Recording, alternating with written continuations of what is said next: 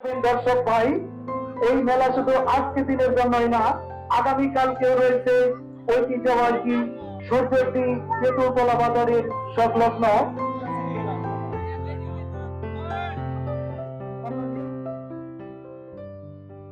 ১৬ তারিখ তারাকান্দির কৈলাসচন্দ্র ঘোষের ফিল্ডে পা রাখতেই মনে হলো আমি যেন শুধু একটা মাঠে নয়, ঢুকে পড়েছি গ্রাম বাংলার প্রাণের ভেতর। প্রতি বছরের মতো এ বছরেও এখানে বসেছে ঐতিহ্যবাহী মেলা। চারপাশের মানুষের কোলাহল, হাসি, আনন্দে পুরো পরিবেশটা হয়ে উঠেছিল উৎসব মুখর।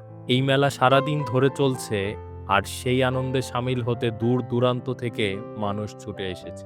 মেলার জন্য মাঠের মাঝখানে গোল করে আলাদা জায়গা করা হয়েছিল, যেখানে সারাদিন ধরে চলছে বিভিন্ন ধরনের খেলা। ঘোড়া দৌড়ের গর্জন, সাইকেল রেসের গতি, মেয়েদের বালিশ খেলায় হাসির ফোয়ারা, হাড়িভাঙ্গা খেলার উত্তেজনা, আর ছোট দৌড় প্রতিযোগিতায় শিশুসুলভ আনন্দ।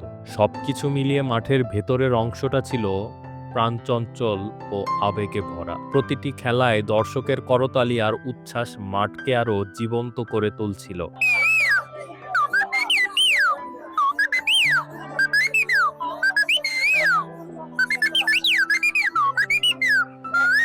সেই গুল চত্বরের বাহিরের অংশে ছিল মেলার আরেকটি রঙিন জগৎ। সারি সারি দোকানে পাওয়া যাচ্ছিল নানা রকমের খাবার, ফাস্ট ফুড। ফুডের পাশাপাশি ছিল বাহারি রঙের পান, গুড়ের ঝুড়ি, গুড়ের জিলাপি, মিষ্টি, পেঁয়াজি আর গ্রাম বাংলার চেনা স্বাদের খাবার। খাবারের ঘ্রাণ আর মানুষের ভিড়ে জায়গাটা সারাক্ষণ মুখর ছিল। খাবারের দোকানের পাশে বসেছিল বাচ্চাদের খেলনার দোকান আর মেয়েদের কসমেটিক পণ্যের স্টল। কেউ খেলনা কিনে আনন্দ পাচ্ছে, কেউ পছন্দের জিনিস বেছে নিচ্ছে। সব মিলিয়ে মেলাটা ছিল সবার জন্য কিছু না কিছু নিয়ে আসা এক মিলন মেলা। এই মেলা শুধু খেলা আর বেচা কেনার আয়োজন নয়, বরং এটি আমাদের গ্রামীণ সংস্কৃতি, ঐতিহ্য আর মানুষের আন্তরিকতার প্রতিচ্ছবি।